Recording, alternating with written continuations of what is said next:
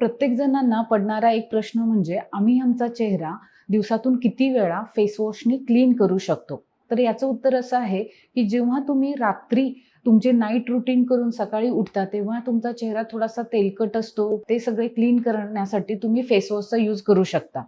त्यानंतर काही लोकं जिमला जातात, काही लोक घरातली कामं वगैरे आवरत असतात आणि जेव्हा तुम्ही बाहेर पडत असता आवरून वगैरे, त्यावेळेस तुम्हाला कोमट किंवा थंड पाण्याने तुमचा चेहरा वॉश करायचा आहे. जेव्हा ऑफिसमधून घरी येता त्यावेळी बाहेरचं पोल्युशन, डस्ट वगैरे किंवा स्वेटिंग वगैरे असतं. त्यामुळे तुम्ही घरी आल्यानंतर फेस वॉशचा वापर करायचा आहे. बरेच जण मेकअप केलेले असतात. तो मेकअप रिमूव्ह करण्यासाठी तुम्हाला डबल क्लिन्झरचा यूज करायचा आहे.